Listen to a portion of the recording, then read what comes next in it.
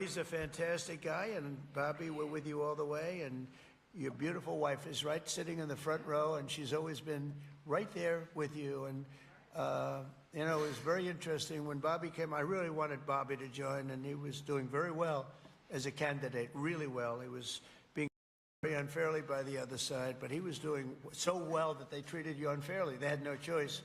I think they said, in order to qualify, Newt, you had to have 80% of the vote. Okay, do you remember that deal? You had to have 80% of the vote in order to qualify to run against Joe Biden. And Bobby thought that was a little unfair, and that was about it. And he came on board, and we got very lucky. But you really helped, and I want to thank you very much, really. We're with you all the way. Thank you very much. So Bobby, if you'd say, give him your thoughts, please. Well, thank you very much, Mr. President. I do want to say something, because I get a lot of credit for steering this administration toward the MAHA movement. But I joined the campaign in August. I joined President Trump in August and became, went from independent to his campaign. But it was in June that he gave a speech specifically on this issue. It was a MAHA speech before MAHA existed. And I took note of that speech at the time and thought there's a potential here for a common ground. So I want to thank you for your vision, for your courage, for standing up. President Trump is a populist president. He's a president, he's blamed for giving money to billionaires and all this stuff. We hear about that all the time. But he is on the side of the middle class, the working class, the poor in this country. People.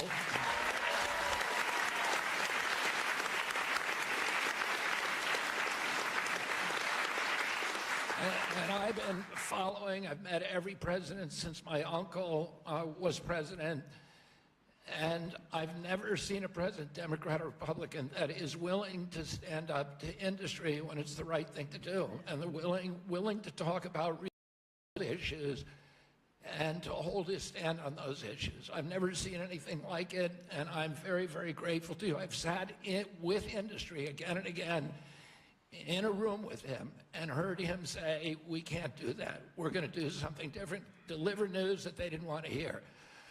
So I'm grateful to this. This is a milestone. There's never in American history has the federal government taken a position on public health like this. And because of President Trump's leadership, it's not just one cabinet secretary, it's the entire government that is behind this report.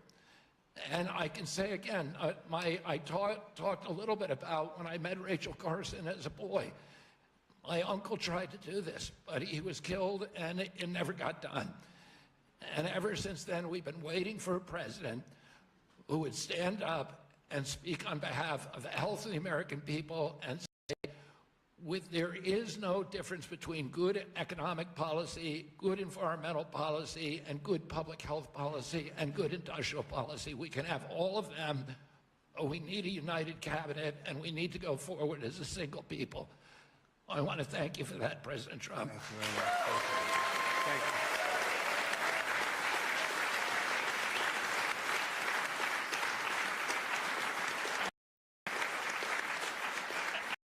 At its core, this report is a call to action for common sense. We've relied too much on conflicted research, ignored common sense, or what some would call mother's intuition. It's common sense that ultra-processed, nutrient-poor food contributes to chronic disease. It's common sense that excessive screen time and isolation lead to anxiety and depression, especially in children. It's common sense that exercise and healthy food should come before prescriptions and surgery. It's common sense that not all calories are equal in nutritional value.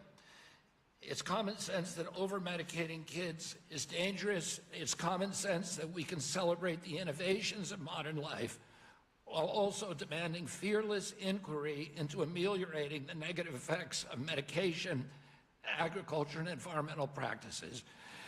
It's common sense that research funded by corporations deserves more scrutiny than independent studies. I'm so proud of this cabinet and particularly Secretary Rollins and Administrator Zeldin, who, again, I'll say it a third time, work late nights, early into the morning to make this happen, and to all the leadership from the White House staff, beginning with Stephen Miller and Heidi Overton, Dr. Heidi Overton, with Vince Haley.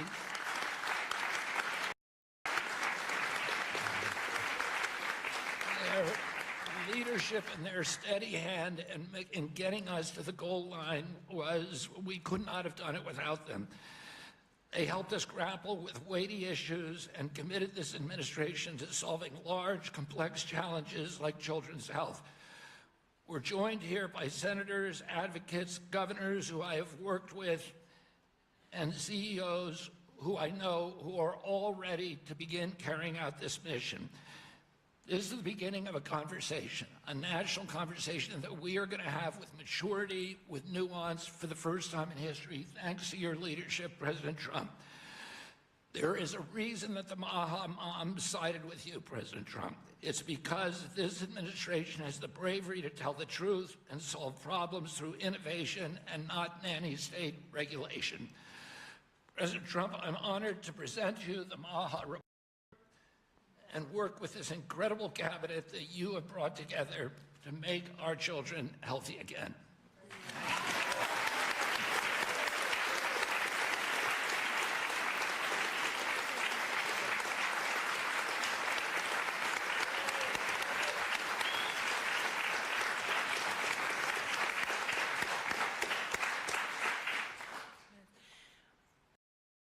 First, on behalf of an extremely grateful nation and on behalf of a lot of extremely grateful MAHA moms who are out there, Secretary Kennedy and Mr. President, thank you. I see a MAHA mom and grandma and our amazing Chief of Staff right there, Susie Wiles. I see a MAHA mom and Caroline Levitt all across our cabinet. Sir, my oldest son, Luke, is here. Stand up, Luke. I am a MAHA mom of 4. And this hits particularly close to home for every single one of us in this room. That's the first thing. The second thing is that you mentioned, sir, in your remarks that we are on track to sign multiples of SNAP waivers to get junk food and sugary drinks out of our food stamp system. And I am so proud.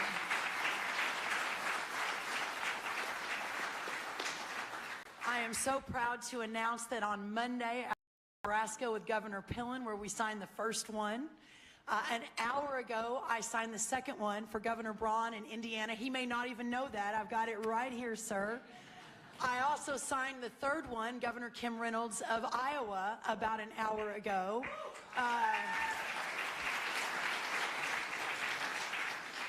With a half a dozen more coming down the line.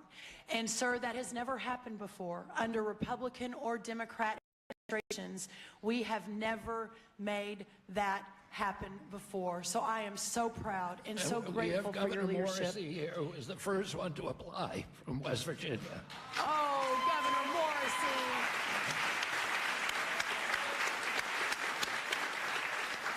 We will make sure you're at the top of the pile, sir. I apologize. Governor Sanders has been a leader. Governor Polis from Colorado. It's been remarkable how these governors have stood up. That's the second thing. The third and final thing, sir, is we all know that at the center of making America healthy again is making American agriculture great again. Without American agriculture at the center of this discussion, we have the most robust, the safest, the best agriculture system in the world. And in partnership with the amazing Secretary Kennedy and all of these incredible patriots sitting around this table, under the leadership of the extraordinary President Donald J. Trump, we will make America healthy again. And what an honor it is to be a part of that. Well, thank you, sir.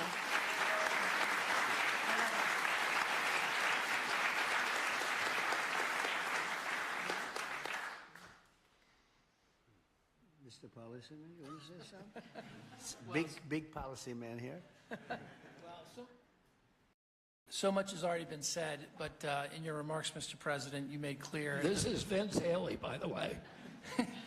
In your remarks and in the report, it's very clear that there are no sacred cows when it comes to our children's health. We are showing the courage to turn over every stone to figure out, to investigate what is behind the chronic childhood disease crisis, and that's what this report represents, sir. Thank you, Vince.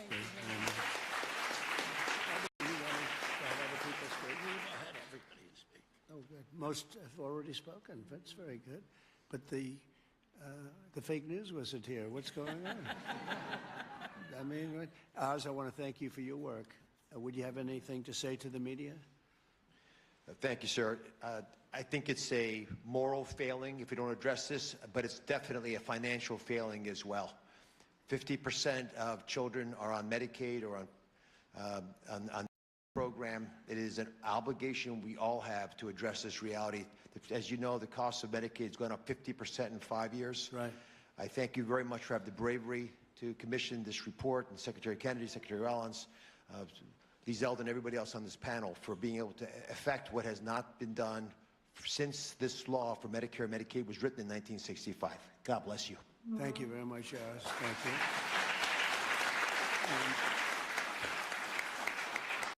A man who's just so highly respected, Dr. Marty McCary. Would you say a couple of words, please?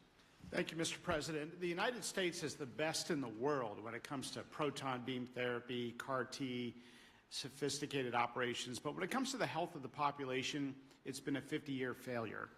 And we have got to change course, and it's not until you have had the courage to let us take on these giant issues as Vince said, without any sacred cows that we've been able to change. And I think this will transform our healthcare system from a reactionary system where doctors are playing whack-a-mole to a proactive system. So thank you, Mr. President. Thank you very much. Thank you, man. Highly respected man. Jay, please say a few words. Thank you. Thank you, Mr. President. I said earlier already that it's shocking to me that what this report says, which is that our kids live less long, less healthy, more unhappy lives than we will as parents. We can't have that. I'm so proud to be part of this moment because that doesn't have to be the future. We can change things by doing excellent gold standard science, understanding the root causes of all these problems, reversing it. And Mr. President, this is an enormously important moment because it's from this moment forward, we will reverse course so our kids will live longer than us, will live more healthy than us, and will be happier than we have been. Thank you. Thank you very much. Thank you. Thank you, Jay. Good job, Jay. I have to say we have the greatest farmers in the world, and we love our farmers, and we want to pay respect to our farmers, and we always will. And we won the farmers by a lot in the election, in every election, all 3 elections, and we won by a lot. And I will never forget that. Are foremost in our thought, and representing, I think, the farmers better than just about anybody can do is Senator Roger Marshall. Could you say a couple of words, Roger, please? Mr. President, we're not tired of winning yet. Congratulations. What a week you've had overseas, one win after another, one big beautiful bill across the House floor this morning. You're the best closer in the game, and this is one of the greatest days of my life professionally speaking as well. And I just want to acknowledge my MAHA mom out here as well, that my wife, Lena, was a MAHA nurse and a MAHA mom and a MAHA grandma. Now, Lena, will you please stand up as well, my wife?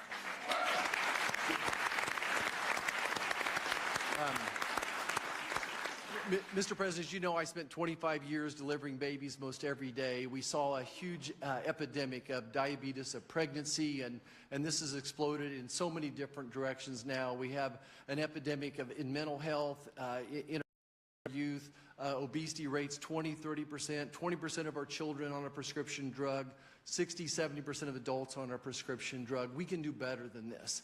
And it does start with the farmer. It starts with soil health. And I just want you to know that our farmers are so committed to this as well. And so many of them are already doing great things. They're making the soil healthier. They're using less pesticides. They're doing all the right things. It's going to take a little bit more effort and time to get everybody with those practices.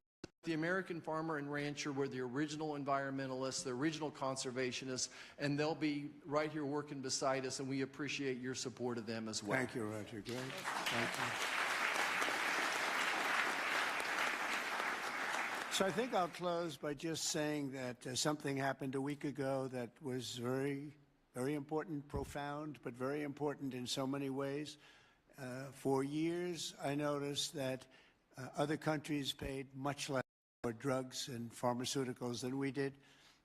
But I don't mean 2% less or 10%, which would be good, but I don't mean 20 or 25 or 30%. I mean, sometimes we paid 10 times more, 12 times more, 13 times more than other countries, where people from our country would be seen going into Mexico and seen going into other countries, leaving on trips and bringing their drugs home because they'd get in London, they'd be able to buy a drug for 1/10 the price of what it costs in New York City. And I watched this, and I watched it during my term, and I didn't like it. I didn't like it. And it's a very complex system, but, you know, we're smart also, maybe much smarter than they are. And at some point, we had to figure out, and I heard it was the middleman. Nobody told me who the middleman was. Nobody knew who the middleman was. Nobody ever heard. All I heard is the middleman. I said, they've got to be the richest people in the world, whoever they are. We don't even know if there is a middleman. All I know is that the drugs were 10 times higher and sometimes more than that. And I really got into it over the last year, and I figured the whole system out. And for various and sundry reasons, the United States of America was being screwed, and we were being taken advantage of and being laughed at for years and years. And I said, it's not going to happen anymore. The gentleman, the head of Eli Lilly, who's great. He really is. He's great. He's done a fantastic job, and others also of the companies. And I'd have it out with him. I had debates with him, actually, and pretty much it was a debate that was impossible to lose. You had to be a real bad debater to lose that debate, because they couldn't justify it. They tried to say, well, you know, we pay for research and development, and the United States has agreed to pay for 100%. I said, why? Why are we paying? And by the way, that wasn't even the number, because it's still way too high for research and development. But you have other countries that are a lot more vicious than us in terms of their representatives.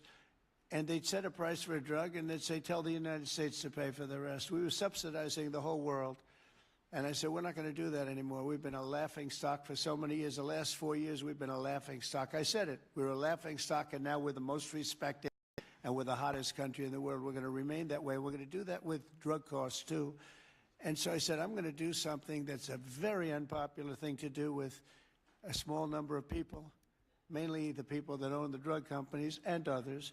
And I'm not even blaming them. They were able to get away with it. But it was really other nations that took advantage of us, because the drug companies were under their thumb. And they would say, this is what I'm going to pay.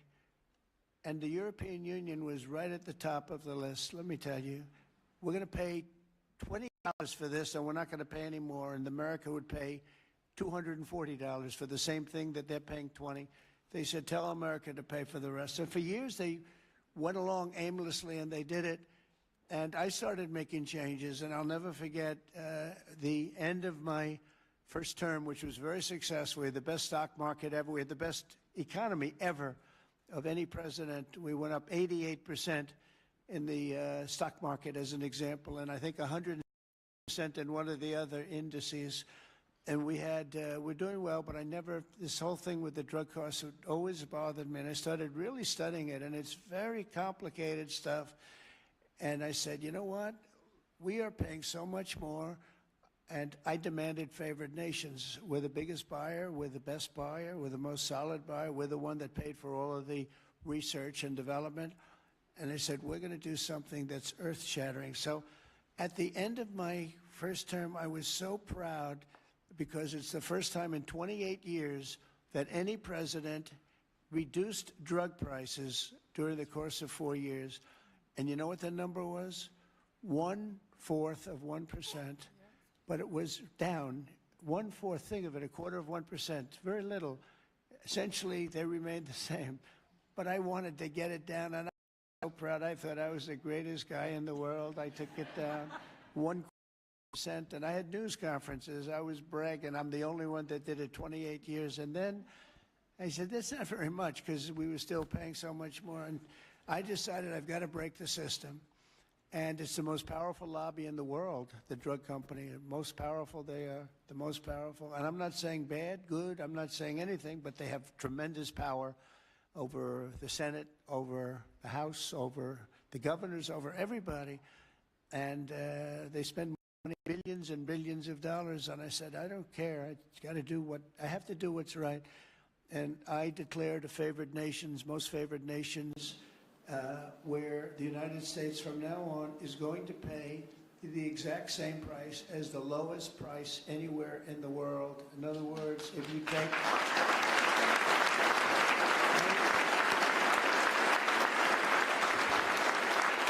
In other words, if you take the country, and let's say in a certain part of, there may be some country out there that pays a little bit less for very good reasons because of the fact, a thing called poverty or whatever, but we take the lowest country, say European Union countries as a whole, that would be fine, or take individual countries within the European Union, or take various countries that nobody's even heard about. We pay the lowest. And what that's going to mean, and I'd like to put somebody to police it, because it should start immediately. It shouldn't start in 2 years, 3 years, 5 years. They'll say, yes, it kicks in. They always say kicks in, Marty. It kicks in, sir, in 4 years, and in 4 years they get it changed.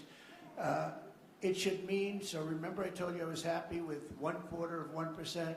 It could mean anywhere from 70% to 89% reduction in drugs and pharmaceuticals. That's everything, right?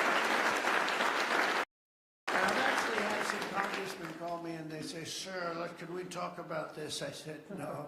They wanted to talk because, there's tremendous power against them. And I understand that, and every one of them was covered. Senators were.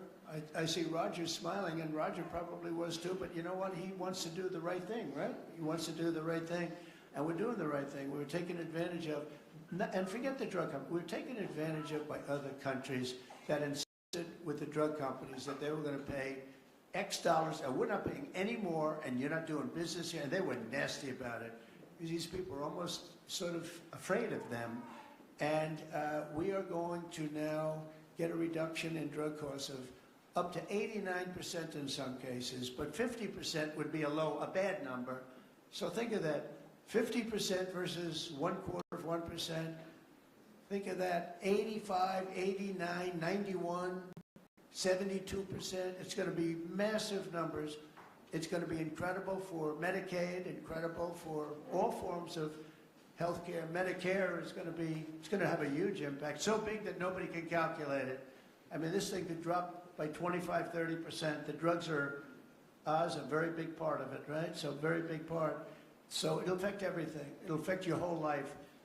The amount of money you're going to be saving is going to be incalculable. Nobody can believe I had the courage to do it. I don't think it's courage. I think it would have been courage not to do it. I tell you what, not to do it would have taken far more courage, because I was tired of it. And I was listening to these guys, and they make a lot of money every year, millions and millions of dollars a year. And I agree, because at the beginning, because of the complexity, you'd walk out of a room, you'd hear them talking, and, they almost convince you that it's a great system, it's a wonderful system, even though we were paying 10 times more. That's why they make $30 million a year, because they were good, but not any longer. And one of them just threw up his hands after I was just pounding on him, and he said, I can't do it anymore. It's the hardest thing I have to do is trying to justify this damn thing. I can't do it anymore. One of the biggest companies, I just can't do it anymore. You're right. And as soon as he said that, that was like incredible, because I understood exactly. He couldn't do it. He said it's the hardest thing he had to do is trying to justify why we're paying $200 for something and somebody else is paying $12. That is a neighboring country. Take Canada. I mean, people go up to Canada to shop because the prices are so much less, and it's not going to happen anymore. So we're going to take the lowest country anywhere in the world, and that's what we're going to be paying, and we'll be saving from 50 to 89%. And these are big, these are tremendous numbers. to be anything where we're paying 10 times more than somebody else. And one thing that is very important, it's got to be implemented. It's done. I've done the order. It's done. But we have to get somebody that's got a lot of strength and a lot of power, because you have to implement it, because these countries are going to go down fighting. They don't want this to happen because they're going to go up. Now, there are many more people involved in the world than there are here. So they'll go up a little bit, maybe 15, 20%, and we're going to go down 60, 70, or 80%.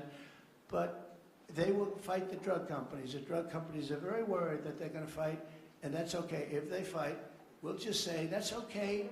We are not going to let you sell any more cars into the United States, or we're not going to let you sell any more wine or liquor or alcohol or something that's actually much more important to them than the drugs.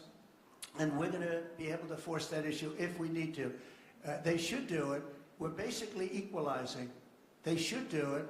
And, you know, the drug companies should do just as well. This shouldn't be a hit or I don't think it will be. It's basically, it's going to be the same amount of money, but it's going to be redistributed. And it's going to be redistributed, so they're going to pay a little bit more, and we're going to pay a lot less. A little bit more because there's so many more. So, you know, it's a bigger number. And so, Robbie, I'd like to ask you and Dr. Oz and Marty, perhaps, and Jay, and maybe representing the world's politicians, I can ask Roger, who's so great with this whole subject, if you would, very, very tough and very, very, very powerful in a sense. It's not easy. You know, you're going to have to get this done.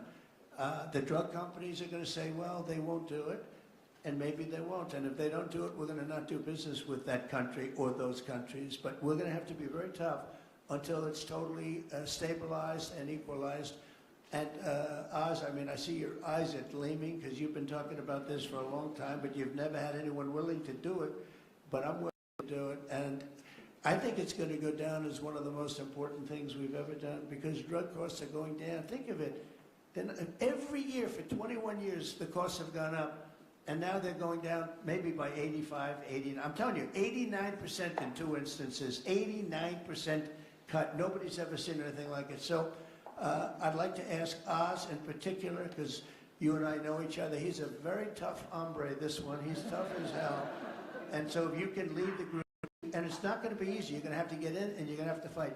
If you do it, you can have, within a period of weeks, you can have drug costs that drop like a rock, okay? So you, as a group, I have great confidence, and if you don't do it, I am firing every single one.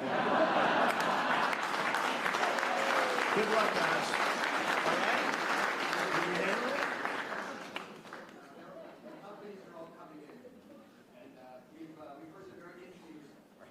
The companies are all coming in. We've had some very promising interactions. So Okay. give you a little time to be a tough hombre. You'll do a great job. I have no doubt about it. Thank you very much. Any help, I will be there to help you, okay?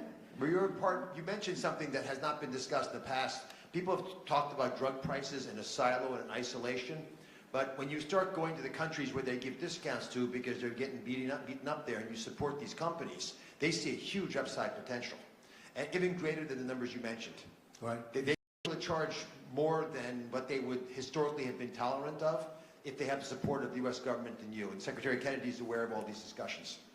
Well, they were artificially low and artificially high. We were artificially high. They were artificially low. We're not going to let that. And I think you're going to be able to handle it pretty easily. But speed is very important, because we can do this immediately. This doesn't take 2 years, 3 years. It doesn't take.